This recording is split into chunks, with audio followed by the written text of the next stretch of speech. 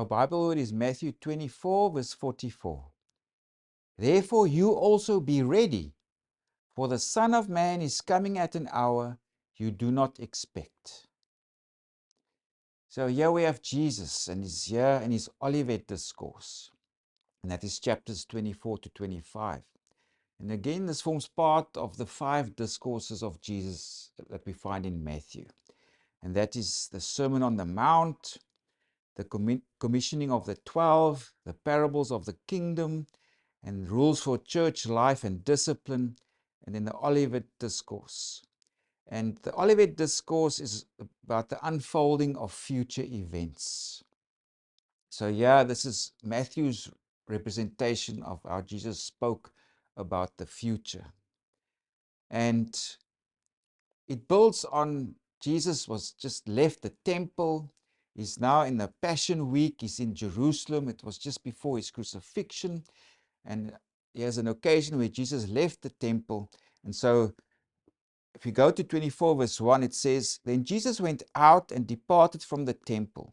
And his disciples came up to show him the buildings of the temple. And Jesus said to them, Do you not see all these things? Assuredly, I say to you, not one stone shall be left here upon another, that shall not be thrown down. So Jesus is here, in his role as prophet, is predicting the destruction of the temple in Jerusalem. Of course, the Jerusalem temple, it was a magnificent temple complex that was built by Herod the Great. Even in the time of Jesus, they were still working on it. So things were there still to be finished.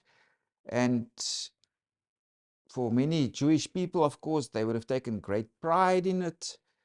This was the place where God encountered his people. This was the holiest place for all Jews, no matter where you were in the empire. It was magnificent, and here Jesus tells his disciples, this magnificent temple complex will be destroyed.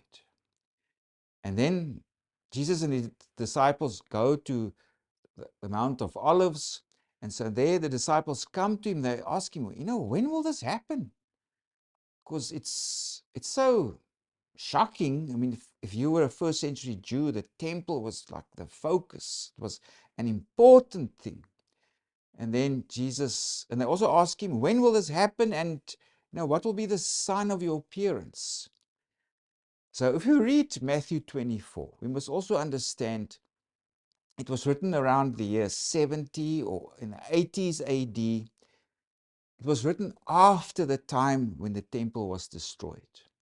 So the way the evangelist writes this Matthew 24 and how Jesus explains the future, it's written with the understanding that because the temple has now been destroyed recently, the temple was destroyed in 70 AD, the coming of Jesus is imminent.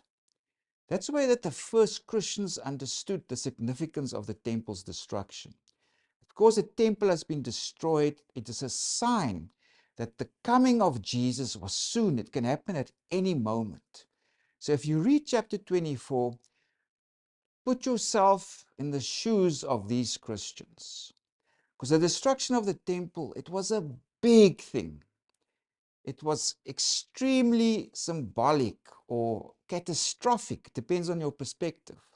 It had deep and great significance. And for many of the first Christians, this meant Jesus is going to come now, anytime. So that's a perspective from how the evangelist also wrote Jesus' teachings about what will happen in the future. So if you go read the rest of chapter 24, Jesus describes to them some things that will happen before the temple is destroyed. There will be false prophets, there will be false Christs or Messiahs, there will be persecution for Christians, there will be betrayal. And then around the time of the temple's destruction, there's what's called the abomination of desolation. And Jesus says around the time you must flee from Jerusalem. You mustn't be there because great suffering will come upon the people of Jerusalem. And then there's also about the Romans besieging Jerusalem. This is the time when the temple will be destroyed. And then there will be this coming of the Son of Man. And that's specifically verses 29 to 31. That's when the Son of Man comes. or Son of Man will come. And again, understand from the perspective of our evangelists who wrote this gospel, and those Christians of that time, 80s AD, around there, this destruction of the temple in 70 AD meant that Jesus can come at any time now. This is it. So put yourself in their shoes, and how they understood the symbolic significance of the temple's destruction and what this meant for the return of Jesus. They understood Jesus is going to come back any time now. But Jesus also qualifies the teaching. And if you go to our immediate textual unit, that it's only the Father knows the day and hour, and that's from verses 36 to 44. If we read specifically verses 36, it says there, "But of that day and hour no one knows, not even the angels of heaven, but my Father only." So the coming of the Son of Man, when will that happen? Jesus explains here, only the Father knows when the Son of Man comes. In other words, when he will return. And the question is also now is, because there's this expectation for the Son of Man to come, and we don't know when this will happen, only the Father knows, how must you conduct yourself in this interim period of time? And specifically, if we go to verses 36 all the way to chapter 25, verse 30, the main theme is there is be ready and vigilant. Many of the parables and the teachings there is about be ready and vigilant. It's also about be proactive. Also use and multiply what the Lord gave you. Be busy. Also, the leaders are addressed. They must be wise servants who care for the church. So these are the main themes of, in this interim time period, how must Christians and even the leaders themselves behave? They must be ready. They must be vigilant. Be proactive. Use and multiply what the Lord gave you. And also to the leaders of the church, be wise servants that take care of the church.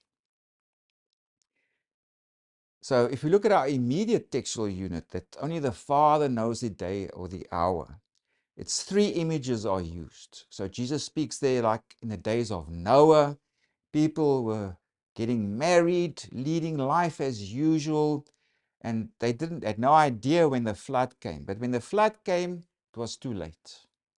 Jesus also used the imagery of two men that are working in the field, also of two women grinding at the mill. It is some will be taken or the one will be taken and the other will be left. In other words, the one was ready and vigilant, the other one wasn't. And the third imagery that Jesus also used is that this master of the household, it's about him. If he knew when the thief would come to break into the house, he would be watchful and vigilant so that the thief can't come in and break in and steal, etc. So the idea is, be vigilant, be watchful, because you do not know the hour when the Son of Man comes. And that's our Bible verse again. Therefore, you also be ready, for the Son of Man is coming at an hour you do not expect. So there was this imminent expectation back then. Because the temple was destroyed, Jesus can come at any moment. But also when, we do not know. So that's why here and from chapter 24 to 25, it's be ready, be vigilant, be proactive, use and multiply what the Lord gave you. For the leaders, be wise servants that take care of God's church. So there's this tension. There's this expectation of the coming of the Son of Man. And what do you do in the meanwhile? There's this uncertainty. It's just be Christians, be followers of Jesus, be vigilant, be ready. Do what you've been called to do. And that's to be obedient to the teaching of Jesus.